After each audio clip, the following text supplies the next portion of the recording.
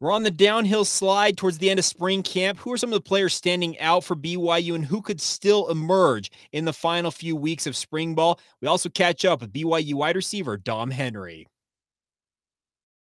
You are Locked On Cougars, your daily podcast on the BYU Cougars, part of the Locked On Podcast Network.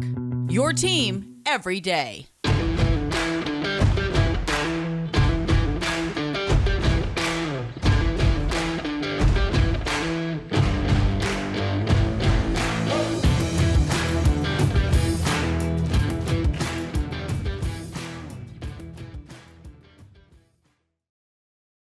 What's up, everybody? I'm Jake Hatch, your host here on Locked On Cougars, your resident BYU insider. Thank you for making Locked On Cougars your first listen of the day. Our title sponsor today is our friends over at FanDuel. This episode is brought to you by the FanDuel Sportsbook, the official sportsbook of Locked On. Make every moment more with FanDuel. Visit FanDuel.com/LockedOn today to get started.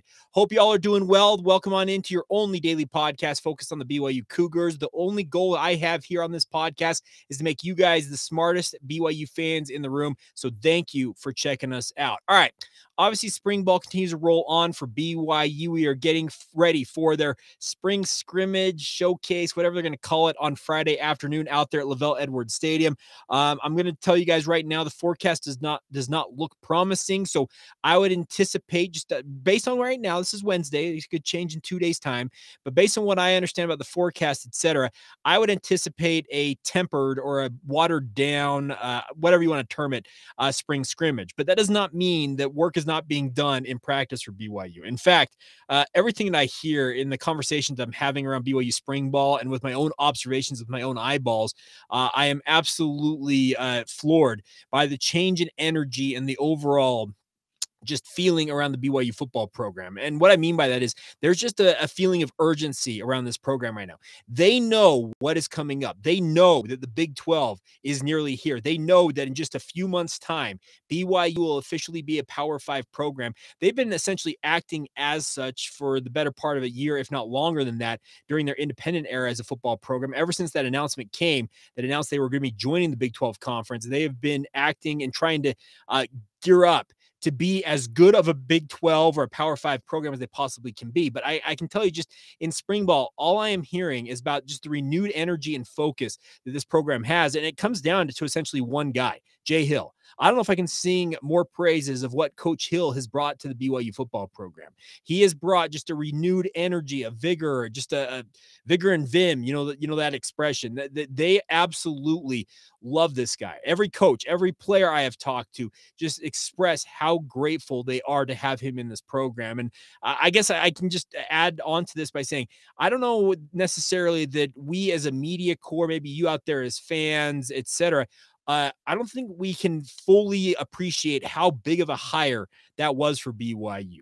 They had a pretty decent run with Laisa Tuiaki and Ed Lamb as the brain trust that built BYU's defense for the past 7 seasons under Kalani Sitake, but it had run its course. And Kalani Sitake, to his credit, realized maybe a touch too late that he needed to make a change. He stepped in last year trying to right the ship, and you can argue how that ultimately went, but he knew that he needed to mix things up. And he went out there with the blessing of the BYU athletic department and went and targeted the guy that he thought could come in and just completely make over BYU's defense and just bring, as I mentioned, kind of a new energy, just a new spirit into the BYU football program. And that was Jay Hill. Was it cheap? No. Jay Hill's making north of $1 million. I'll tell you that right now. Based on the conversations I have had, he is making more money than a lot of head coaches have ever made in their time at BYU. And I'm even talking about the great Lavelle Edwards. The crazy thing about this is Jay Hill is $1 million coordinator, and everything, like I said, that it seems to be going on in this program right now indicates to me that he is worth every dime and penny of that contract. And I cannot wait to see the product on the field. Let me just also stress, though, is it going to be perfect year one? No, because I don't think he has every player that he thinks he needs to have to run his defense at the highest level he expects it to run. I don't think he necessarily believes that BYU's players are going to fully understand the intricacies, the ins and outs of his defense, even maybe game one against Sam Houston State. But I can tell you this much. He is doing his absolute darndest. They are running drills. They're doing new ways of learning. They're essentially, they've revolutionized everything that they are doing, especially on the defensive side of the football, to get these guys up to speed. I also can add this, and this is something that a number of you have expressed concern and or outrage and or just downright anger at, is BYU's lack of fundamentals on defense. One thing that Jay Hill has been a stickler about, and I've seen it with my own eyes, is fundamentals in practice. Tackling the proper way, the correct angles to take when you're in pursuit drills, just understanding concepts and coverage, not getting yourself out of alignment as a defensive back in his realm as the safeties coach. He is focused on the nitty-gritty details that sometimes even the previous staff glossed over. I remember Kalani Sitake said that we're going back to tackling school last year when BYU's tackling woes were at the forefront during the 2022 season. I don't think we're going to hear that same statement this fall. Now, will tackling be perfect? No, it never is. Tackling is a skill that requires repetitive action. And that's something that Kalani Sitake, he has talked about this. BYU has gone about maybe the most physical spring ball that I can remember in recent memory. I was talking with a person off to the side at last Thursday's practice. So a lot of coaches milling around. It was the high school coaches clinic that they hold annually. I was talking with a person about this, and they expressed to me that it seems like the most physical spring balls can either injure your team to the point where you're crippled going into the season, B, get guys so mad at each other that you have to end practices early, or C, be the perfect ingredient in terms of building a program, bringing guys together and getting them to the level that you expect them to be at. It is my personal perception on this that BYU is getting more of the third option there with regards to how physical spring ball has been. Kalani knows what he is doing. He knows he's taking a risk of guys potentially getting injured, but they're also being smart about this. Guys like Isaac Rex are not going to be in every single tackling drill and every first team rep going live with the opposing defense. There is no reason to put your talisman tight end out there and put him at risk, especially as he recovers from a second ankle operation to take the hardware out of his dislocated ankle the previous year. There's no reason to risk him. The quarterbacks have not been live, to my knowledge, in spring ball quite yet. Will they be live during the scrimmage on Friday? I would highly, highly doubt that, especially if there is snow and or rain in the forecast. They're being cautious, but also they're bringing it right up to that limit of maybe crossing that line of being just a little bit too physical. But Kalani knows the only way to get better, and he talks about this all the time, the only way to get better on defense is to let guys actually do what they're supposed to do on defense, and that's tackle and hit. You can't replicate that without actually doing it. Injuries come as a result of that. And have there been some dings and dents during spring ball? Yes, there have. But based on what I understand, there have been no quote-unquote season-ending injuries to this point. So hopefully that holds up. Now, I meant to talk about some of the other people that have stood out in spring ball to me. Let me just add quickly. A couple of you pointed out yesterday when I talked about the transfer portal. Well, what about kicker, Jake? And yes, I probably should have acknowledged that. I thought I covered it maybe more on Monday's podcast, but BYU is going to hit the transfer portal for a kicker. Matthias Dunn is the walk-on from Wasatch High School. Actually talking with some people who know him well, he actually was cut by last year's staff. Ed Lamb and company actually cut him last spring. He came back to the program this spring and has become BYU in spring ball so far their most consistent kicker. Does that mean that he is the number one, no doubt option at kicker? Absolutely not. BYU needs to hit the transfer portal in that and absolutely see what they can do to find maybe an upgrade there. But right now it looks like a walk-on who, like I said, was cut last year, according to people who know him, will be BYU's kicker heading into the summer and that transfer portal period. Now, one other name to pay attention to, and this is something I failed to note earlier this week. I probably should have noted it on Monday's podcast, but I was reviewing some of my notes and my conversations with folks. There's a defensive lineman that you probably want to know, and he actually had him on this podcast recently, Nisa Mahe. What I understand is that Nisa has just been absolutely a bull in the China shop on the defensive line. He is actually taking starters reps away from different guys along that defensive front. A lot of people, yours truly included, thought that he may end up as a high-quality backup for BYU, but it appears that this new defense has reinvigorated him, and he's making the most of his opportunity. I've been talking on this podcast that when Jay Hill came into this program, it was going to be an opportunity for some guys who maybe had earned a reputation or to kind of been left off to the side with the previous regime to get an opportunity to reinvigorate their careers. And based on what I understand out of spring ball, Atunai Samahe has taken advantage of just that. So I don't want to make it sound like it's all sunshine and rainbows and everything's hunky-dory in Provo, but like I said, my overall premise to start off today's show is the fact that Jay Hill is just, like I said, there's a renewed spirit in the BYU football program. It was a bit of a chore last year talking to some of those defensive players, and any of you who paid attention to the media sessions that we had with defensive players last year, they were down, and as they should have been, because they were not good. But Jay Hill has just kind of brought in, like I said, a new energy and just a new vigor and injected it into this defense. Will it yield better play? Hopefully, but we won't know that until September 2nd when they kick off against Sam Houston State. And even then, an overmatched Sam Houston State in the following week against Southern Utah, you should be 2-0. Maybe the first true test of BYU won't come until week 3 when they head to Arkansas. But I can tell you that right now, that just based on my perception and the conversations I've had with folks, Jay Hill, he's doing some really, really cool things with this BYU football program. But as with everything, the proof is in the pudding, and we will find out this fall if he truly is the miracle worker that he appears he might be for the BYU Cougars. All right, coming up here in just a minute, I'm going to stay with the football theme. We're going to catch up with BYU wide receiver Dom Henry. Every time that we've been out there as a media group, we've watched, I think we've been, so there are 10 practices in at this point. We'll be out there later again this evening for practice 11.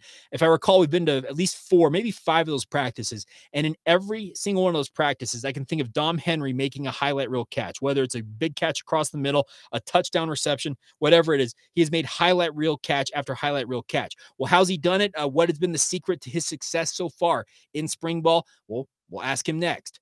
First, a word on our friends over at FanDuel. Of course, they've been working with us for months now, and the tournament is heating up. There's no better place to get in on the action than with our friends at FanDuel. They're America's #1 sports book, and that's because right now, FanDuel is giving new customers a no-sweat first bet of up to $1,000. That's right, up to $1,000 back in bonus bets if your first bet doesn't win. Just go to FanDuel.com/lockedon and sign up today to claim your no-sweat first bet. Then you can wager on everything from the money line to point spreads to which team will be cutting down the net on Monday night, all in an app that's safe, secure, and super easy to use. Check it out. Don't miss out on your shot for that no sweat first bet of up to $1,000 right now with FanDuel. Just go to FanDuel.com/lockedon to sign up. Make every moment more and do it with our friends at FanDuel.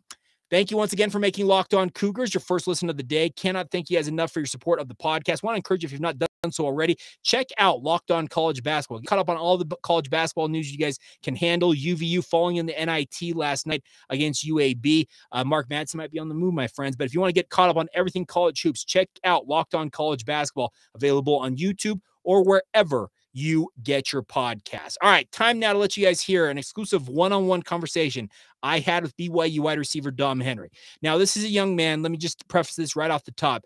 In talking with some of the people who know him best in the BYU football program, what they have told me is that he is making the most of his opportunity here in spring ball. We all know that they have a big 3 at wide receiver for BYU in Cody Epps, Chase Roberts, and Keanu Hill. Those are BYU's leading guys. The 4th guy going into spring ball was thought to be Parker Kingston, but Parker Kingston has been sidelined with a broken wrist, broken bone in his hand/wrist area, the way I understand it. He will be healed up at some point, but he's probably going to miss the rest of the spring. But that's opened a huge opportunity for Dom Henry. And even before Parker Kingston got injured, Dom Henry was still making an impression with the BYU football program. And what I've been told is he is making the most of his opportunity so far in spring ball, unlike some other guys who have been given a similar type of opportunity. And that there's something to say for that. So without further ado, here you go, my one-on-one conversation with BYU wide receiver Dom Henry. I think you're what I like to call the breakout star of spring ball. Every time us as a media corps have been out here watching, you've made like a highlight reel catch. What they ruled was a touchdown today. I guess take me through it. What have you been doing to improve your game? Really, I think it's been a lot mentally. I've just been working on myself, just building confidence, and also like physically putting on weight, working on my route running, creating separation. Everything's contributed. Now, you played at the highest level in the state of Florida. You were the best receiver your senior year at that level. You're obviously a very accomplished athlete. What have you improved the most since coming to BYU? I think what I've improved on is probably my IQ. Okay. I think at a college level, IQ is very important. And just learning football, I think it's helped me a lot, knowing coverages, knowing where the open space is. We talking with Fesi Sataga before we started this interview. He was telling me, like, don't let it go to your head. Yeah. But when you're making plays, it's got to give you that confidence that you can continue to do that, obviously. Yes, sir. Yeah. Is that your mentality right now in spring? Yeah, I'm just trying to build confidence, stack days. Okay. Each day get 1% better. Okay, I've heard the stack days thing from like every one of your teammates. Is that like a thing in the program? Like what's the background on that? I think it's like a collective thing. Like as an athlete, you know, you just want to build and just get better every single day. Yeah, just build on the previous day's successes or failures in certain circumstances. Now, as a wide receiver, you're obviously not the biggest guy, but what have you done, I guess, as a receiver? What do you feel like your strengths are? I think my strengths are, creating separation with my quickness. Okay. And also, like, if it's a jump ball, I can go up and get it. I can jump pretty high. And so, the main thing, just creating space. You got the hops that Blake Freeland has? Yeah, I think so. Can you challenge that 37-inch vertical? I think I'm probably right there with him. Very cool. Obviously, Puka was kind of the big guy on campus at the wide receiver corps last year. What did you learn from guys like him? Well, Puka was actually my desk mate in the meeting room. Yeah. So usually I would try to pick his brain every day, asking him like what he thinks about this route or that route, and I just learned, pretty much everything. Like there's a lot that goes into football, and like always thinking the coverages. Well, he obviously was a star here locally in high school, and you were a star down in Florida. The mentality of a wide receiver is an interesting one. The psyche you have to have, because you have to believe you truly are that dude. Is that kind of how you approach the game? Yeah, for sure. I think that's what helped me my senior year. Yeah. My coach would tell me just know you're that dude, and that's what I try to carry with me and try to tell myself every single day. Now, your time at BYU, obviously, it's a completely different place. You come clear across the country here. What's the experience been like? It's been pretty good. I like it. It's a big change from, the beach. But, yes. Seeing the mountains every day is a little weird. It's flat in Florida. But, I've liked it. It's pretty cool, like going snowboarding and stuff. The snow. The snow got a little old after a while, but. Well, even us Utah natives, we've gotten kind of tired of it too. Yeah, I'm tired of it. Just like on my windshield, just scraping off. Yeah, but it's been cool. I think I've adapted to it pretty well. I'm ready for it to get warm again, though, for sure. Obviously, in the recruiting process, coaches will tell you things and say, "Hey, this is what it's going to be like." Has it lived up to that? Has it been different? Like, what's it been like? I think it's been lived up to. Okay. The main thing is just proving myself and Do you feel like this spring period is giving you that opportunity to finally go and show what you're capable of doing? Yeah, most definitely. With the limited receivers, I think like the opportunity Coach Vesey's given me, I've been able to just like capitalize on it and show him. And this last thing for me, is there a receiver, either college ranks or professional ranks, you kind of pattern, or maybe some of them that you pattern your game after? I would say the main receiver would be Garrett Wilson. Okay. That's who I like to watch the most. He went to Ohio State. I always watch his film. I still watch it all the time. Just see what he does. There you go, BYU wide receiver Dom Henry and Garrett Wilson. That's an interesting comparison, a guy that he's tracking and kind of modeling his game after. And just if you were watching this on YouTube, but if you didn't watch it on YouTube, I'd encourage you to check out YouTube because there's full video of these conversations. You can look at my ugly mug when I talk BYU sports here. But if you want a look at how cut Dom Henry is, any of you who saw that is a well put together young man. Is he the biggest wide receiver out there? No, but he's not. Most wide receivers aren't that physically imposing. Not everybody is DK Metcalf. DK Metcalf is just an absolute freak for the Seattle Seahawks.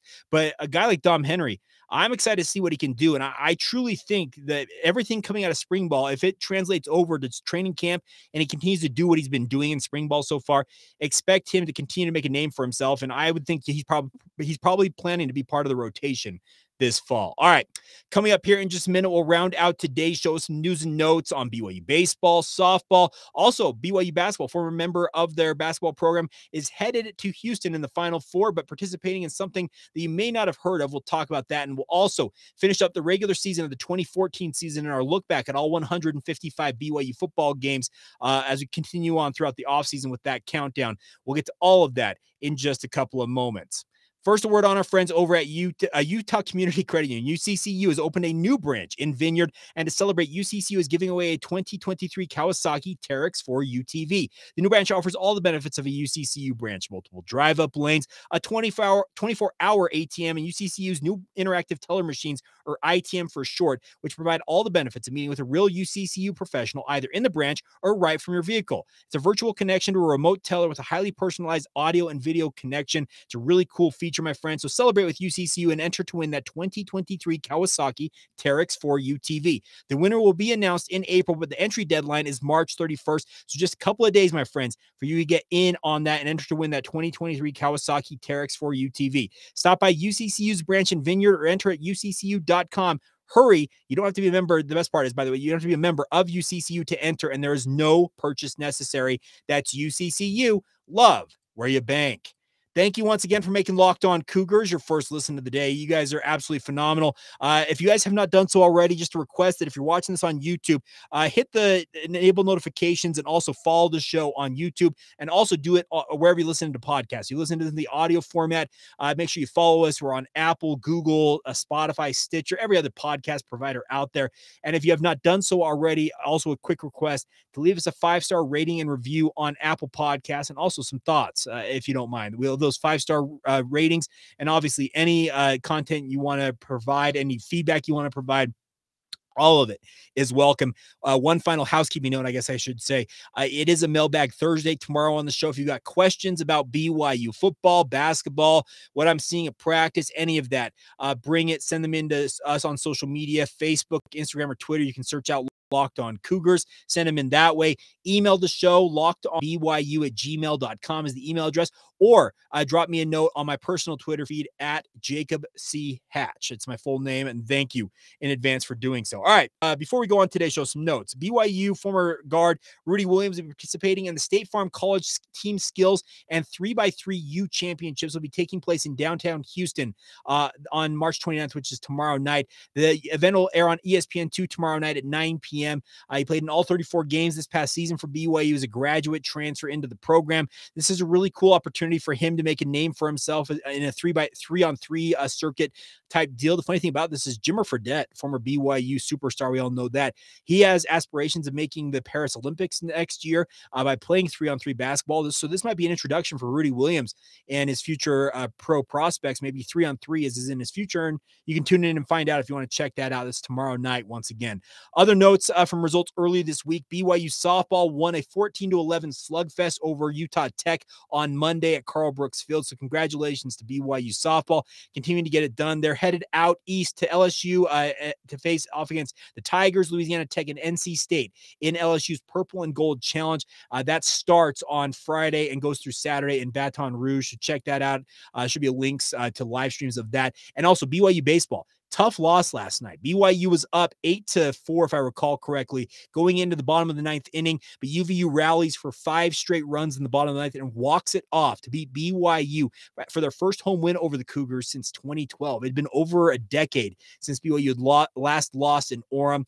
So tough loss for BYU. BYU heads up to the Pacific Northwest this weekend for a big series at Gonzaga Thursday through Saturday, and they'll finish up the weekend with a Monday matinee affair against Washington State up there in the Spokane area. But tough loss for BYU baseball. Hopefully they can have some better results on the road this weekend at Gonzaga. All right, final note before we go on today's show is our continuation of our look back at all 155 games in BYU football's history as an independent football program.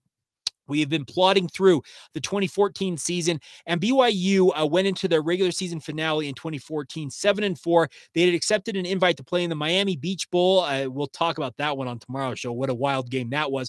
But they finished up the regular season with the wild games. They traveled to Cal. Now, Sonny Dykes, who obviously led TCU to the national championship just this past season, was then Cal's head coach. And the Golden Bears were 5-6 coming into this game. And all they needed to do to get to a bowl game and really kind of stamp on their season and hopefully find themselves going to the postseason was to beat BYU. Now, they also had lost the previous week in the game to Stanford, which would have given them an opportunity to be 6-5 coming into this game, but they were desperate, and they played desperate in this game. BYU, to their credit, had a superstar performance, maybe the finest performance of Christian Stewart's career at BYU in this game. It was a back-and-forth game. Jared Goff, obviously we all know, would end up as the #1 overall pick to the Los Angeles Rams, passed for 4 touchdowns along with 393 yards. He was 38 of 60 in this game, but he was outdone by Christian Stewart, who had a masterful performance. 23 of 38, 433 yards passing, 5 touchdowns against 1 interception. Absolutely insane numbers for Christian Stewart. And he had to do that because BYU only ran for 107 yards as a team. Paul Asike had 63 yards. Algie Brown had 38 and Adam Hine had 20 for 107 total yards rushing. It's not your typical output you'd like to see for a more balanced offense, but to Christian Stewart's credit, he came out and balled out. Jordan Leslie maybe had his finest performance in a BYU uniform, 5 receptions, 105 155 yards. That's a healthy average of 31 yards per reception and 2 touchdowns. His long went 83 in that game. Mitchell Juergens had 7 receptions for 107 yards and 2 touchdowns of his own. So really, really good performances up and down the board. But BYU got a touchdown late in this game with 2:39 to go, if I recall correctly. I was reading up on this just to confirm the time, because I remember them scoring late. And then Goff got the ball back as BYU was leading 42-35 at that point. BYU, by the way, had scored 28 second half points at that point. They were up. It was 21-14 for Cal at the end of the first half. But BYU rallies with 14 points both in the third and the fourth quarters. And all Jared Goff needed to do was to get his team into the end zone one more time to either push it to overtime or potentially go for 2 and win the game. But BYU got them into the red zone. I was down to BYU's 9. There it was, yeah.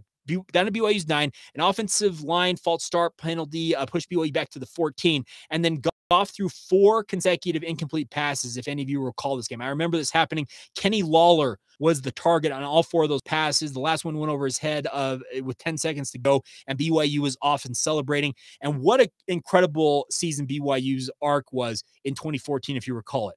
They started the season with Taysom Hill being an absolute magician.